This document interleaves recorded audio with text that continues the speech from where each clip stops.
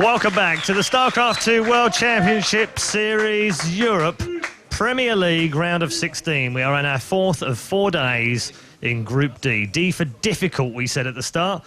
It was pretty difficult in match 1, wasn't it? Stefano coming through by 2-1 in the end, courtesy of some nice tactics, even if he wouldn't admit himself. Let's take a quick look at the bracket and confirm what we already know regarding Stefano. As you can see, he now waits the winner of DIMAGA versus ThorZaIN. And Feast drops down to the lower half of the bracket and will face the loser of our next game. It's a dual tournament format. If you've ever watched GSL, you'll know exactly what we're talking about right now.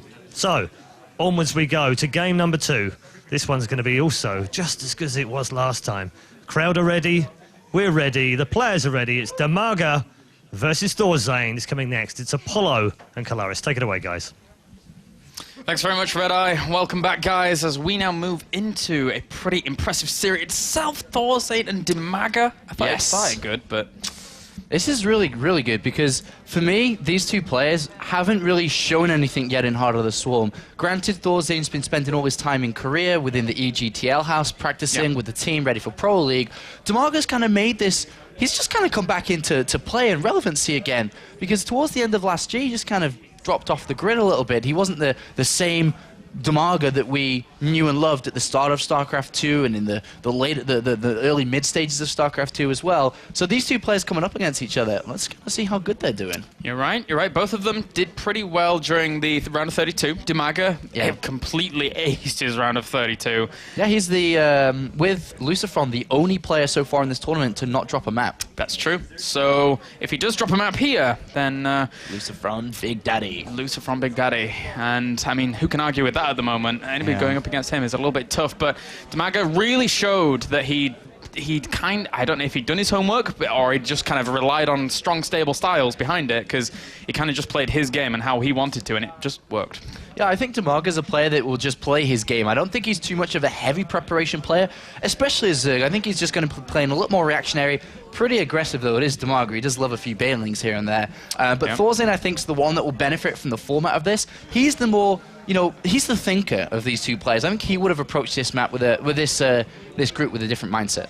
Yeah, you're right. ThorZaIN here, he's behind him in terms of being on Evil Geniuses, being able to practice with the likes of people like Stefano and stuff like that. He gets his stretches in as well there. Very important before going up against a fit lad like Mr. DIMAGA here. He is big, isn't he? Quite big, DIMAGA.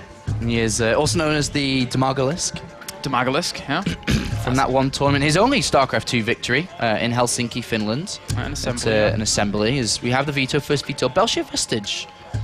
It's the first map. Interesting veto there from ThorZaIN, considering we have quite a lot of successful Terran players on that map within this matchup. Yeah, liking to drop on double fronts there. Aklon Waste goes away as well, so DIMAGA doesn't want his opponent to be very, very turtly on quite a few bases. And what was that next map? DIMAGA did raise his eyebrows a little bit to that second veto, so just waiting. Daybreak coming in. I think he was expecting Whirlwind to be taken off there. Yeah, because that's the last veto there of ThorZaIN. So now we are just looking at what DIMAGA goes for. He goes for Whirlwind himself. There we go then. Maybe not thinking that why didn't you get rid of Whirlwind, so DIMAGA gets rid of it. Neoplanet S, Newkirk, Precedent. Not a map we see too often being played out here. And then Star Station. So we shall see what goes on here. The handshake has been exchanged. The smiley DIMAGA, as ever, going up against Red Pants ThorZaIN, as he now sits down. A lot of DIMAGA fans as ThorZaIN smiles over, saying, "Oh, you got the crowd support with you." Why are they all cheering for you, DIMAGA? Why not me? I'm ThorZaIN. Look at my lovely glasses. All right. So, TVZ, we've seen quite a few of them already. And if you look back at the round of 32 and look just how well which DIMAGA was able to handle his Terran opponent in the form of MVP, that was kind of scary. DIMAGA in that series looked super good. He was very aggressive with Banelings, of course. Seems to be always his favorite unit. Zergling and Baneling, that combination of units has always been the staple of DIMAGA, I suppose. But also, not just that, his surrounds. He was bringing out Stefano-level surrounds. On that one game on Newkirk Precedent, when he beat MVP, he came in from like 3 to 4 different angles, crushing everything. And if that's the same DIMAGA that enters the field here against the ThorZaIN, I think he's going to do great. You're right, and you know, for DIMAGA just in general, he's currently teamless.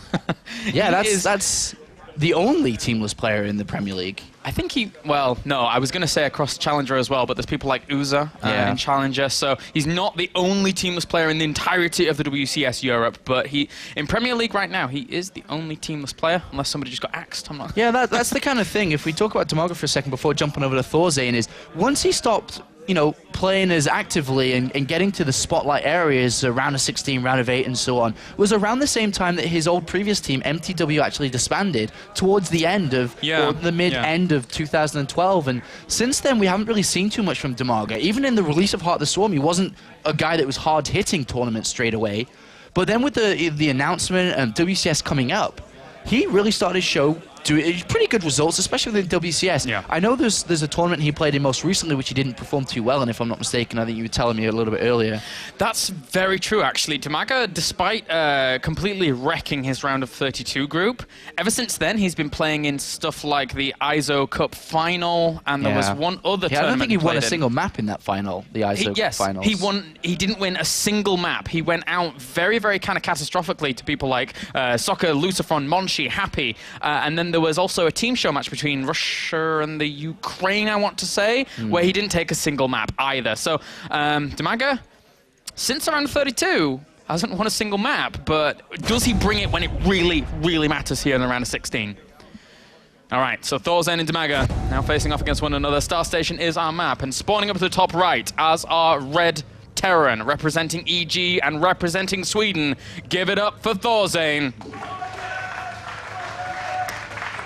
First in WCS Sweden. Didn't quite do it at WCS Europe. His teammate was able to take that first, but we shall see how he's going to fare against his opponent. Spawning down to the bottom left-hand corner as our blue Zerg. Doing very well in the round of 32. Can he do it here in the round of 16? Give it up for DIMAGA. That picture. That's the tournament he won. Yep. The Asus ROG Summer 2011. That was from the same tournament. Oh no, actually, yeah, it's a DreamHack sign in the background. Yeah. I thought it was the same stage, but I didn't look at that. Oh. But yeah, talking about ThorZaIN, we talked a lot about DIMAGA. ThorZaIN I think he's going to be bringing a very Korean-esque style here to the field. Aggressive plays, yet very well. This is already kind of aggressive with the barracks out there already, and also a pretty fast refinery too. The other hand, though, that ThorZaIN seems to be such a good all-round player, if I'm not mistaken, across all matchups. That's very true, and actually the statistics kind of back that up, fully enough. I did the same thing that I did with Feast, basically. Considering that ThorZaIN doesn't have to play TVT in this group, he only has to play against Protosses and Zergs. So I added everything up, and across all matchups, 57% win ratio currently. I then took away TVT, and only left Protoss and Zergs, still 57%. So ThorZaIN is a very strong all-rounder here in terms of this, and DIMAGA's going to have a hard time against ThorZaIN, I would say. This barracks placement, I'm trying to figure out why it's there, and I think it's just to accelerate the Marine coming out, looking to catch this Overlord, and he can immediately just pick up the barracks and send it back in afterwards too. And this is actually really smart here from ThorZaIN. This is, the kind of preparation and the mindset I'd expect him to be bringing here. You're right. I mean, considering the map as well, considering that it is indeed cross positions enforced, he knows where is DIMAGA going to send the Overlord. He's obviously looked at the games against MVP when they played on Star Station as well, and is prepared thoroughly for that. Look at that. This Overlord's going to die so early on. What a great pickup there by ThorZaIN.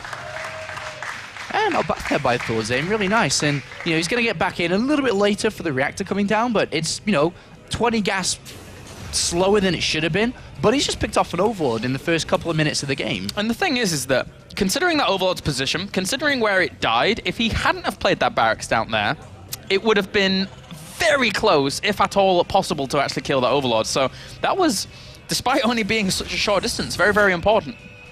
Yeah, that's nice. That's really good for ThorZaIN. I didn't expect... I'm just surprised we haven't really seen that before. Yeah. On the other hand, though, DIMAGA has opened up with a pretty fast gas. We'll see what he's going to do with it. I don't expect him to open up aggressive in the early stages. DIMAGA is all about the guy that builds 40 bailings in the mid game, rather than Roach bailing super early. ThorZaIN, though, as kind of expected, I definitely think he's going to be playing, 3CC, double engineering bay, very Korean-esque style. He practices in Korea. He will be training with the Korean mentality, the Korean style. So I don't expect him to play anything different. I would love to see him do something that's kind of... we've seen in previous rounds, I think it might have been from 4GG, but just a lot of Hellions very fast, taking the control of the map, not only to the point where you're, trying to poke in at the second, trying to deny creep tumors, but then really denying the timing on that third. Look at this, a starport came down instead of the third command center, then an armory. He's going for Hellbat drops incredibly early in this game, and that makes a lot of sense here. Imagine ThorZaIN's game plan. Coming into this, all right, I'm gonna get that overload. I'm gonna stop that overload from getting in position to scout me. Yeah. Then I have free reign on what I do, and DIMAGA has no idea about this because that overload was picked off. Nice, really nice game plan. Yeah, even if the overload wasn't used for scouting, it would have still been around and about to try and spot a drop that would have eventually come out. And if he'd have, spotted that, then it would have been much easier, depending on the route that ThorZaIN took out. He's now moving with these Hellions to spot around, but the Queens and Spines doing a good job of zoning that out for now. Second gas and a Roach Warren coming down here for DIMAGA, and I think we could be seeing some aggression coming out from him. Well, no, never mind. 2 Evolution Chambers come down. So with double Evolution Chamber, he's just going to get that Roach Warren initially early to defend. I thought if he was going to throw down a Bailey Nest or something, then he was going to go for it, but not so much. It's all going to be about these Hellbat drops. Or Hellbat drop, should I say. There's only 2 Hellbats. Insurance policy of the Roach Warren, very, very important, and we will now see 2 if Spore Crawlers, though. Look at work. this. DIMAGA's expecting this. Yeah. He's actually expecting this. Kind of well placed. It depends on where that medevacs are going to end up going along. Personally, I'm a big fan of the Spore Crawlers in the mineral line, but still, there is room for ThorZaIN to still exploit this. It depends on whether or not the Queens are going to be able to focus down that medevac very, very quickly, if they get into the right positions as well, as ThorZaIN's getting his natural up and running. All right, so what's happening right now? The Hellbat drops are coming in, and I want to talk about DIMAGA, but let's see how much damage this can get done. Not a lot, as it gets chased back out. But with DIMAGA's style right now, he's going to get +1 carapace. I'm feeling a little bit scared for ThorZaIN. When you see a Zerg player doing this, they are absolutely going to be aggressive with their upgrades. Compared to a normal Terran player, at this point we already have 1-1 on the way. Yeah. So his upgrades are non-existent in this game. DIMAGA should get the layer and go straight for Roach Speed, hit when 1-1 is done, and when Roach Speed is done, make a very heavy Roach army. He could crush ThorZaIN if he moves out too early, too aggressively to take a third base. And in essence, if this is what ThorZaIN has been preparing for against DIMAGA, say like a double evolution chamber kind of Ling style that he used against MVP, and now he's going to be hit by a lot of roaches, that could be absolutely devastating here. But those Hellbats do get dropped in and already kill off quite a lot of workers. 7 already go down, 8 in total as well. Does he evacuate out? It looks like he's going to. Yeah, wow. Nice. Doesn't take any losses there, Kalaris. And the thing is, he's forcing more drones to replenish the ones that were just killed, which means he didn't build roaches earlier. But here come the roaches now. DIMAGA replenished the ones that went down. He's absolutely just going to get roach speed and try to get an attack in here. The question is, tanks, yes, tanks, yes. Tanks, it's the perfect defense. It's the perfect unit against a player like DIMAGA who loves bailing attacks, who loves aggression. If it was Widowmines, I would have been scared. But with tanks, he's set up really nicely if he continues to build tanks and have them in good positions. In fact, we've actually seen people die in WCS because they have not had tanks out to deal with this kind of pressure. And Roach is pushing away these Hellions for now. And Empire Cast previously in our little tweet box was representing Ukraine, cheering on DIMAGA, but not cheering on his Terran brother, apparently. Well, there's Roach Speed and 9 roaches.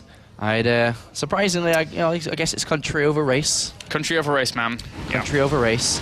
And a drop comes in. This is super smart as well from ThorZaIN. Realizing that it is Roach upgrades now, having seen +1 attack being completed, he won't take his third base too fast, expecting DIMAGA to come out and push out when Roach Speed is ready. Yeah. So if ThorZaIN is really smart with this play, because what he's expecting is DIMAGA to move out, so he's got tanks set up defensively and not taking a fast third base, and then gonna drop at the same time.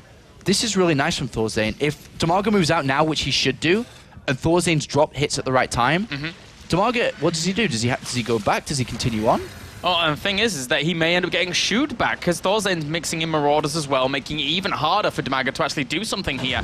But he's going to have a lot of roaches. He already has 32 on the field. He's getting under the 8. 40 roaches barreling down on an army that isn't that big right now. It's kind of scary, and I think he's not done too bad a job in hiding a lot of these roaches. He's only been poking around with a few on either side.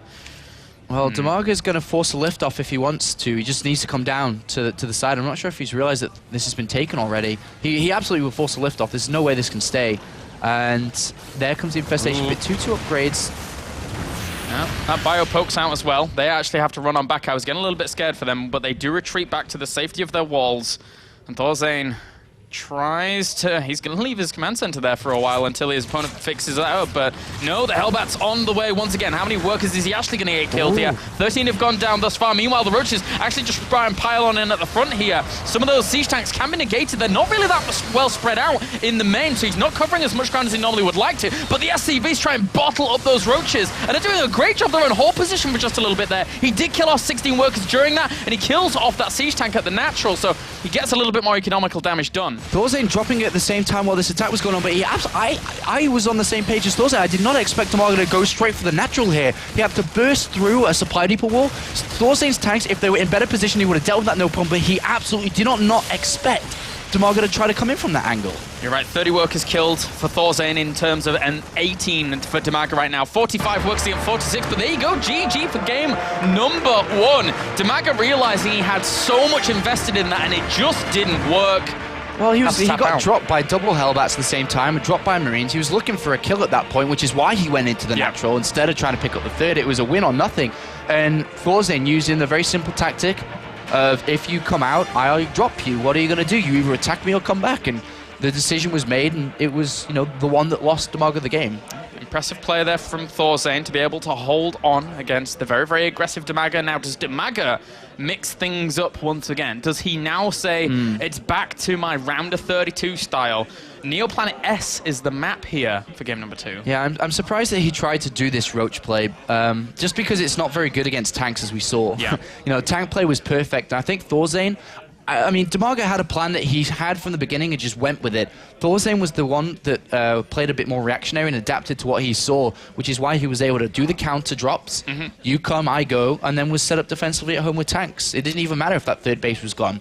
DIMAGA took way too much damage from the drops.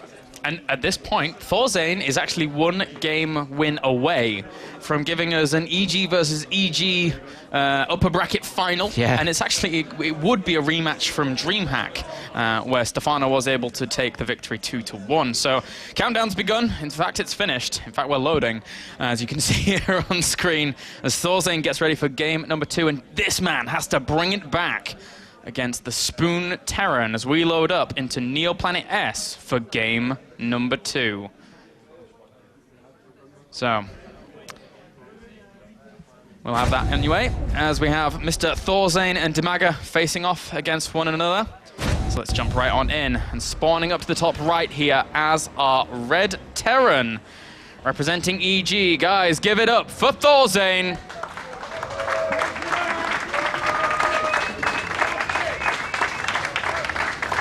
And spawning down to the bottom left, currently one game down, wants to take this win so he can tie things up, so he can go on to play Stefano in a ZVZ. Give it up for DIMAGA.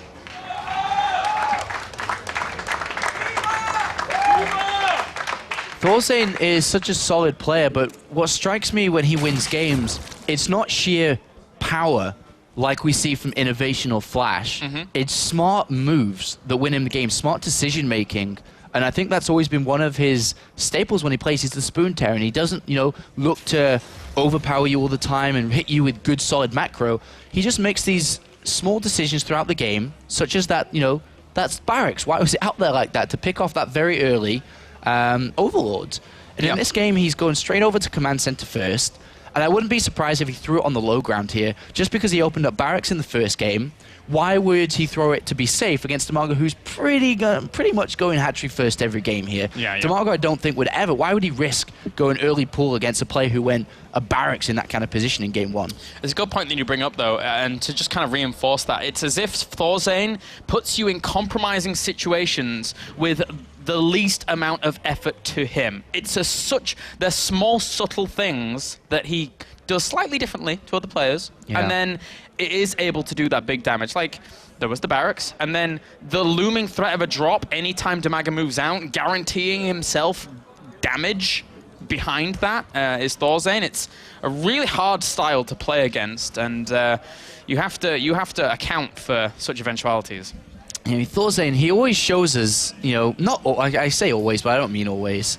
He just shows us here and there some sparks of brilliance. Yep. For example, in the round of 32 against Titan, when he used the Hellbats then, he actually, if you remember, picked them up over the force field, dropped them on the army. Yeah. And I was mind-blown when he did that because we hadn't seen it before. No one had really thought about doing something like that. And he was being super aggressive, chasing you down. Normally when the force fields are locked in, you're like, well, I guess I can't really do anything anymore. But, small things like this and that barracks opening and the way that he drops super well and the tank placements just makes ThorZaIN such a special, unique individual. And DIMAGA, meanwhile, he has to step it up here in game number 2. He already showed in the round of 32 that he was himself very special. Yeah. With the way he was playing against some of the top players in the world, people like MVP and Soccer, just kind of absolutely demolishing them. And here, in game number 1, he didn't look the same DIMAGA we saw in the round of 32. I don't know what's happened in the past week or so, but now he has to fall back on a much more concentrated style that we saw prior to this. Yeah, I definitely feel that he's going to be using a much more focused Zergling Baneling style in this game. But guess who else was a winner with ThorZaIN in that game number 1? Lucifron, because now Lucifron is the only undefeated player in the WCS Europe Premier League. So congratulations, Lucifron. That's true. Mr. Lucifron doing all right for himself here. And, I mean, advancing on to the round of 8, who's going to actually stand up against him? But who can actually stand up against these two players as well? This group in the round of 16 is so good in terms of the skill level, in terms of how close things can be. We already saw one series that was pretty darn fantastic between Feast and Stefano. And now, if DIMAGA's able to tie things up here again, it's going to be another good series. DIMAGA, ThorZaIN did show weakness against Strelok in the round of 32 where he lost. Yeah. Maybe there's something about playing against Ukrainians. I don't know if that's going to come out in this game. Not so far. But look at that. Starport and Armory again. Exactly same opening. Don't mind this in the slightest, especially... Well, it depends where DIMAGA actually takes his third base. If he took it down to the bottom, then he kind of has the ability to drop in a triangle formation as opposed to down a line. So I think if DIMAGA expands up to the top, then that would be a much safer situation, but I don't think he's I guess do he's that. still got the cliff, hasn't he, to jump over. I guess it's still a little bit annoying to deal with, Yeah. but I mean, if there's a Spore Crawler there and a Queen, it's a bit more difficult to deal with. But I think that's one of the reasons why ThorZaIN is using the same build again, not really to have the repeating strategy saying this is what I can win with every single game. It's more so that it's probably pretty good on this map. And likewise on the previous map, because of the airspace around the main and natural, he's able to go and come back in quite easily. Very, very easy to do. Well, let's see. Is it going to be Zerglings? Because I don't think did he build a Roach Warrior? I don't think he did. He hasn't built one yet, no. So I think DIMAGA's not expecting the same play from ThorZaIN here, and they're going to be Zergling upgrades. So DIMAGA's going to have to deal with this with just Zergling. Oh no, +1 attack. He's got +1 attack, but he hasn't got a Roach Warren yet. This is surprising. Does he kind of try and skip Roaches and go for straight Link Hydra or something crazy like that? I mean, that would be kind of strange. He's going for the layer already. I mean, it could be Swarm Host play, sure. That seems to be the play that makes the most sense. But until that point, until he actually makes use of that +1 missile attacks, he will only have Zerglings. Okay, there's the Roach one coming down. Cool. So with the Roach one coming down, he will be able to defend, but not anytime soon. A little bit later here, these Hellions and Hellbats could pose a very, very large threat, although the Queen moves out and we'll be able to deal with this quite easily. Although a few poor little Zerglings do get completely roasted up as does land. Yeah, this is going to be difficult for DIMAGA here. ThorZaIN's already got a supply lead. He's doing damage to this third base. There should be a drop, second medevac coming soon, and there it is going towards the natural. So DIMAGA's put himself in a bad position just fine with Zerglings here. Definitely shouldn't have skipped or missed up on that Roach Warren earlier. You're right, ThorZaIN is playing a very, very strong game here, really exploiting the position DIMAGA now finds himself in as the engineering bay behind all of this is building up, as well as that third command center. So even if he doesn't do guaranteed damage at the third, he's going to try and do some at the natural. Gets a few drones already. He's moving those towards the Queen there. Probably could have got a few more drones for his troubles, but decides to get out. Only 3 drone kills so far. If that hatchery goes down, that's a disaster. That's but bad. Roaches are coming out now. The medevac's still threatening to come into the natural, and with a couple of Roaches, I mean, Hellbats don't actually do that bad against Roaches here, but good, solid harassment from ThorZaIN, keeping the pressure on. DIMAGA would have loved to have droned a bit earlier than this. Hellbat's tanking the damage, medevac healing that up as well. These Roaches not really faring too well against this just yet. Forced to pick up the Hellions. Yeah, that's a mistake. Pick up those and go away with the faster units here. As ThorZaIN does pick up nicely, comes into the natural again. A couple of roasty toasty lings. Tries to get some drops going there. and we'll see what is actually going to occur in terms of those 1-1s finishing up, along with Glear Reconstitution here as well. A lot of roaches in play once again for DIMAGA. He's maxed out he's actually supply blocked at this point, trying to get out 6 more overlords. So I think he's going to do the same thing again, you know. Yeah, it looks like it at the moment. If he gets that +2 attack, which he definitely should be at this point, DIMAGA, if he's going to try the same play, do we see tanks coming out? Not yet. There is a factory, but he just cancelled a gas as well. There's a lot of Hellbats, though. Look at how many Hellbats ThorZaIN has, 10 in total. And that's where his factory's been concentrated on. So, I mean, even though there's a lot of Hellbats coming down, ThorZaIN may attempt the same style we talked about against Titan here. Yeah. They just drop the Hellbats on top of these roaches. And this is kind of misleading as well. That many Hellbats that are in there is a lot more firepower than he was initially anticipating to deal with. The Hellbats are trying to roast up a lot of these roaches, and they have some good damage done. Also soaking up a lot as well, healing it up, but so many roaches coming in from the side. DIMAGA tries to overwhelm it, and he does, pushing ThorZaIN back. Yeah, and this didn't work for ThorZaIN. He tried something a bit cheeky here, I'd like to say, but it didn't work. And now, as mentioned, the Hellbat production continued on. There's no tanks in this game. DIMAGA has 76 supply. The third base immediately evacuated for ThorZaIN. He is in trouble, and he's got nothing left. He could just die here. He could. This roach attack might end up just working. Unit counting station in this regard. Only 2 Marauders, 7 Marines, 6 Hellbats. He brings down the bunker. The SCVs are completely vulnerable right now. And ThorZaIN is 40 supply down at this point. Army supply 74 to 43. The roaches are doing the damage they need to do to keep DIMAGA in this series, to keep moving on forwards. He's killed off 25 workers. And behind this, Hydrogen and 10 drones, which means he's going to saturate that third base incredibly fast, build a fourth. At this point, DIMAGA's got a good, solid lead in this game for sure. 130 supply to 75, and unfortunately for ThorZaIN, he's in trouble. He's in big trouble here. He really is. He's got that third command center down to the south, but I don't even think that's going to matter at this point. The army value is going to slightly even up, as ThorZaIN does have now 43 to 62, but DIMAGA, he was just plowing out his economy behind this. Unit counting station in terms of those drones and SCVs, we have 76 drones to 39 SCVs. That income's going to be very heavy in the Zerg's favor. Yeah, I mean, trying to think of how ThorZaIN can win this game and at least get back into it is he's got to start exploiting medivacs at this point, dropping around, but that's what DIMAGA was kind of expecting. The only way that ThorZaIN can do well is if he does start to drop around, which is why the Hydras are coming in. I mean, they are great within the army, they're also good at picking off these medivacs. Unfortunately, this Bioforce is just not going to cut it against Roach Hydra at this point. Sure, in small forces like these roaches, which probably shouldn't even be out there. Yeah, I'm under the impression maybe just like a little bit of rally point or anticipating his opponent's army moving out a little bit quicker and trying to use that as a counter-attack potential was what we were seeing there from DIMAGA. But the Hive is now morphing in. He's getting 10 more Hydralisks along with this as well. When you have already 21 Roaches to tank for some good numbers of Hydralisks against an army that doesn't even have 2-2 finished just yet as that bio, it's going to get sticky here for ThorZaIN. Yeah, this is not good for ThorZaIN at all, and he's not attempting to drop, so his only way to get back in this game at this point, the way that he's building himself up, is pure, slow aggression, just moving out with his Bioforce, taking a direct fight, and I truly believe in every single one of those direct fights, if they were to go over 10 times in a row, repeat the same fight, DIMAGA would win 10 times in a row at this point. His upgrades are great, granted that ThorZaIN, will have 2-2 soon, but that was a nice pickoff by DIMAGA. That's what these Hydras are for, and great pickup. Kind of reminds me of that campaign mission where you have to kill all the airships from the Protoss, and that one died off really quickly there. DIMAGA running on back with a few Roaches, keeping them alive, retaining them. Not too bad. 110 army supply against 71 right now, with those muscular augments finishing up and getting good to go for these Hydralisks. Still playing the campaign, DIMAGA. Nope, not going to get that one.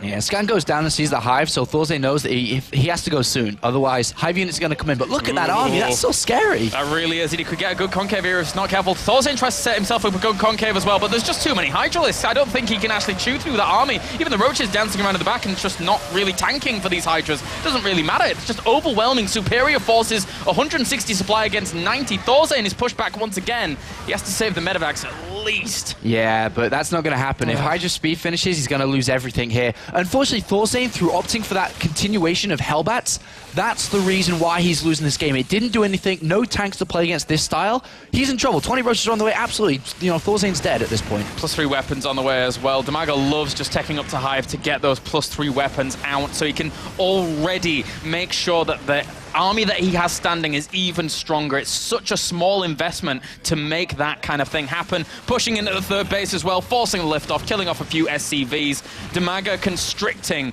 the Spoon Terran here, and ThorZaIN in game number 2, he's going to have things tied up. Yeah, we're going to a third game here. Unlike yesterday, a lot of 2-0s today. 2 games in a row going to game number 3 here as DIMAGA, the DIMAGAlisk, makes his final movement forward to take out ThorZaIN in game number 2. Those bunkers trying to hold on, but nom nom nom nom nom. GG! Mr. DIMAGA ties up the series. That means we have our game number 3. Oh my god, Apollo, the games have already been good. In all honesty, DIMAGA really didn't do anything different in that game compared to game 1. Like, nothing was really different. It was ThorZaIN the one that gave an opportunity to DIMAGA, which he grabbed with both hands wide open. Yeah, he did. And DIMAGA just made the best meal of it possible. And we were talking about mouse punches before. ThorZaIN has a gold one. Wow. Does he? He does, yeah. That's impressive. He does indeed. But yeah, so moving on to game number 3, Newkirk Precinct is the map of choice here. This is, I kind of like this map for DIMAGA. I mean, one side of things is that ThorZaIN will have a nice little, close by air distance to drop medivacs, to do his Hellbat drops, to do drops throughout the game. But DIMAGA showed great form on this map against MVP in the round of 32, played a solid game, nice bailing aggression, and then was even better when it came to that flank, his army movement around the map, coming in from different angles, around the city, around the buildings. This is going to be a good game. I don't really know what ThorZaIN, I suppose, is going to bring different to this next map. You basically just stole the words out of my mouth. DIMAGA looked phenomenal here on this map in the prior series in the round of 32. So ThorZaIN is going to have to bring something special, be it the drops and then following that up with tanks if he thinks his opponent's going to go for that Roach kind of play again. But it's super surprising that the Roach play is coming out from DIMAGA today. It's just a week ago when he beat MVP with Zergling and Bailings, and within that week he's changed up his style completely. A complete shift. Mr. Stefano tweeting, Feast and I restarted the match with him warping in 6 zealots, and I owned...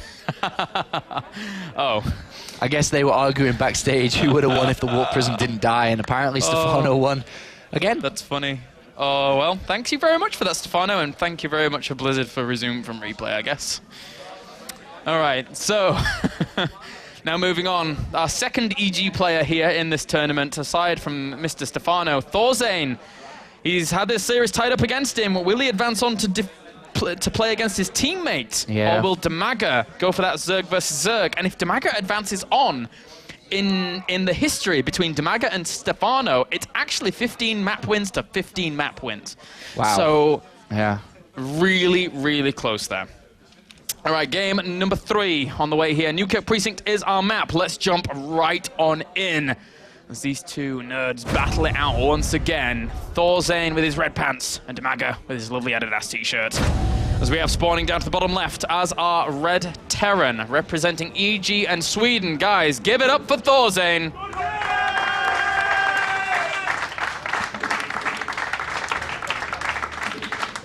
Spawning down to the bottom right as our Blue Zerg. He showed in the round of 32 he was very strong on this map. Will he show that again? Give it up for DIMAGA. Interesting to note here is, I mean, let's put it this way. Which countries in Europe do you think are the strongest in StarCraft? In Europe? Yes. Sweden and the Ukraine. Okay, would that be number 1, Sweden? I think Sweden probably would be number 1, yeah. Sweden currently only has ThorZaIN left in this tournament, and we're still in the round of 16. There's no players advanced into the round of 8. Unfortunately, they're 3 superstars Sweden has. Naniwa, Sase, and ThorZaIN, I'd say. Yep. I guess Soltov's pretty good too, but those 3 stand out the most. Naniwa and Sase didn't make it out of their groups. ThorZaIN is their hope today. No, you're right. And, it's really funny because it alternates a lot who Sweden's hope is, because a couple of weeks back it wasn't ThorZaIN, it was Naniwa, and today it's ThorZaIN. On the other hand, DIMAGA, how many Ukrainians are there left in?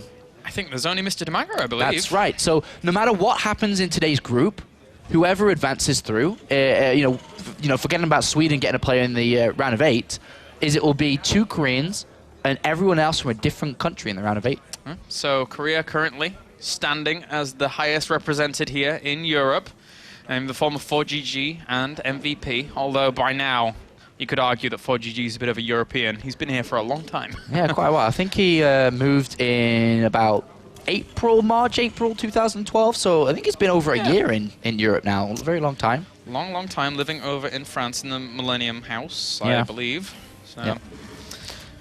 All right, so game number 3. ThorZaIN going for command center into barracks. Will DIMAGA stick with this ranged style, or does he now go back to that melee style that we saw him using so superbly in the round of 32? Maybe he just doesn't want to play against Hellbats and Mines and stuff. Yeah. And then he's just like, you know, I'm just going to play Roach against ThorZaIN here, who does like a combination of both. But the problem is, if we see ThorZaIN play with tanks again, Roach Hydra just isn't good against that. You're right. So easy for ThorZaIN from the back lines to disintegrate that biomass as they're just running forwards and not really doing a whole lot whilst they try and close the gap. ThorZaIN here adding on a little bit more structurage. He already has that gas, so he's going for the factory. And then with that, not just too much going on here at this point. He's thrown down a second gas really early here, so it looks like he will be going Starport and Armory again. That's the structure that allows you to spend the money on that.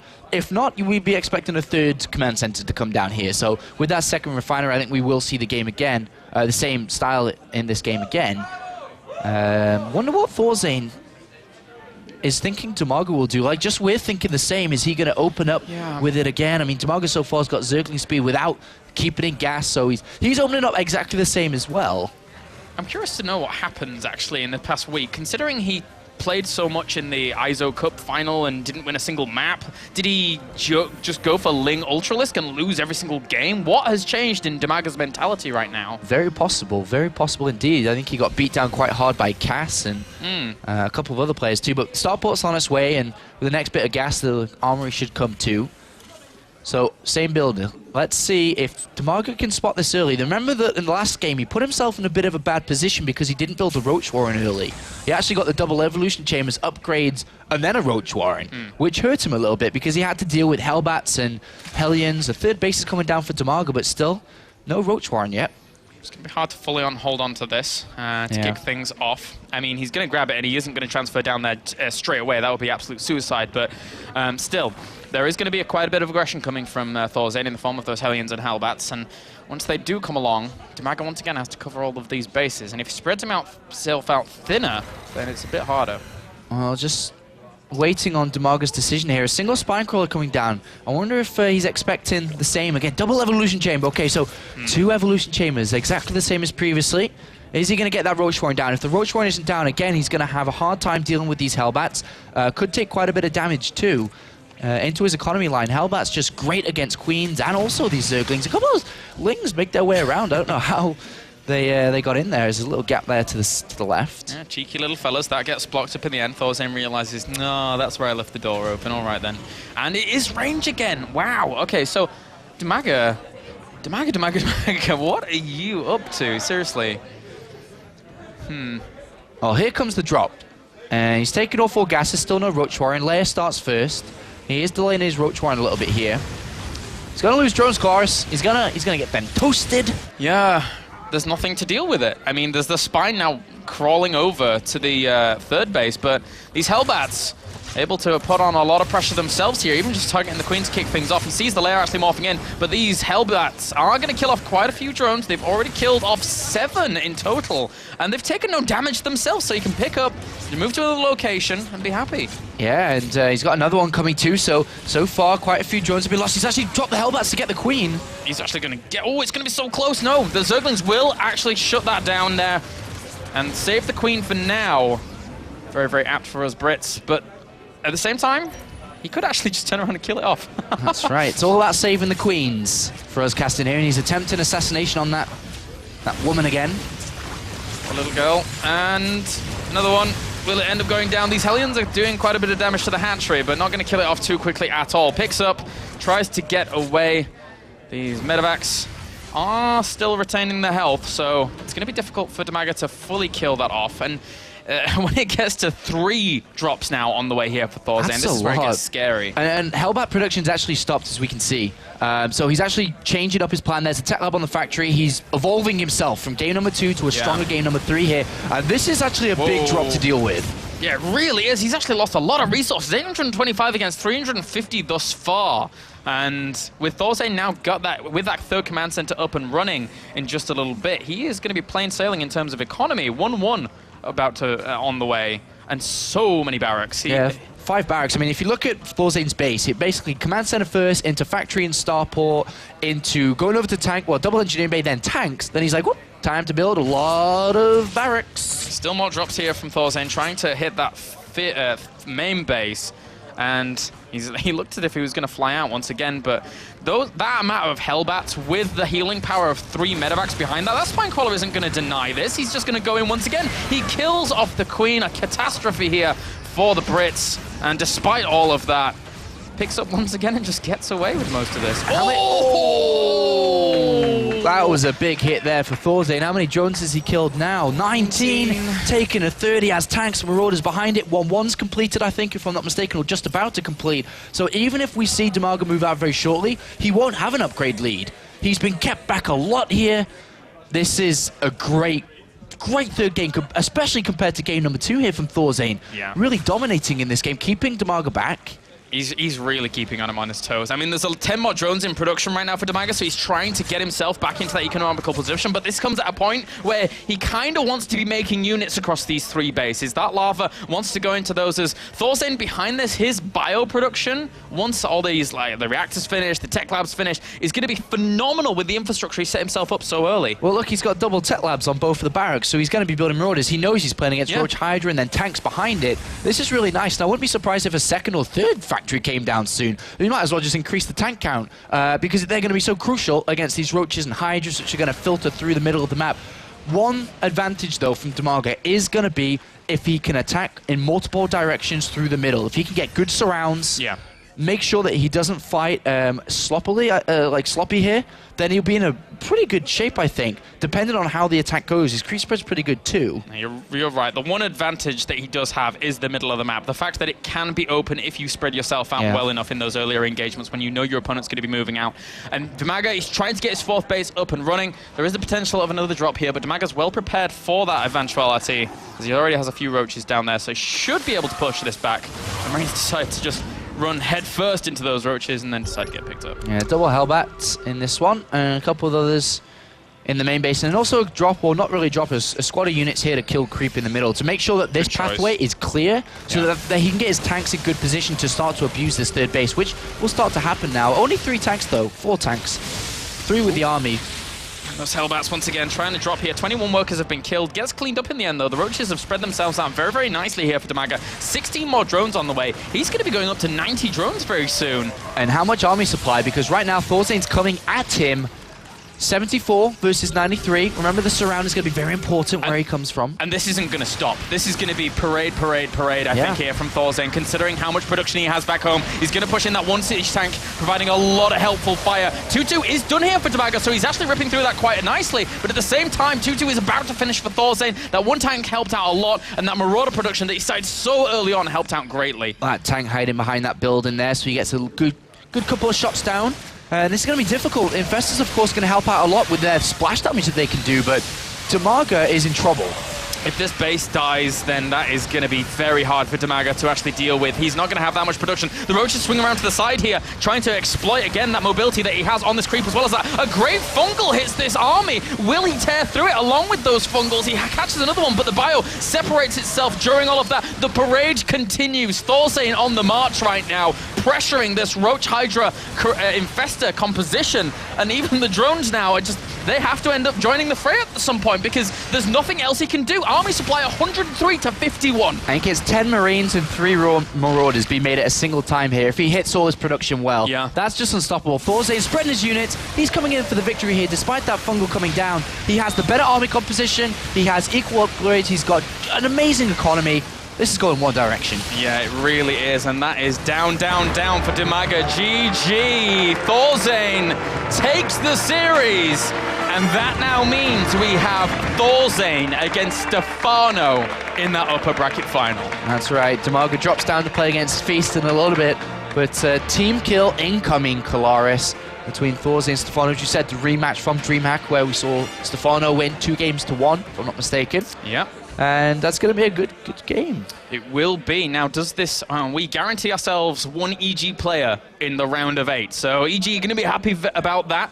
But from that point on, 2 EG players could still advance today. They really could, because seeing how well both of them played there, well, who's going to go through from the bottom? Is it going to be Feast or is it DIMAGA? Who's going to go down? It's all going to depend on that in the end. Yeah, I mean, at Feast or DIMAGA, it's going to be a good... That's actually quite a good series too. Unfortunately, one of them is going to drop into Challenger League, when Stefano and ThorZaIN, one of the EG players, will make it into the round of 8, will keep themselves a spot in the Europe Premier League. Yep, so we are going to throw it over to Red Eye with the victor for an interview with ThorZaIN. Thank you very much. Okay, I'm with the winner, ThorZaIN, right now. We're going to talk through the 3 maps that you had to play. I'm guessing that that's one too many maps in your opinion, but nevertheless, you've got through. Yeah, like obviously I'd want to win in 2 maps, but DIMAGA's a great player, so it's hard to not let it go to the 3rd game. Okay, first game, nice racks position, as I said off camera, and then Hellbats worked nicely for you game 1, but not so nicely game 2.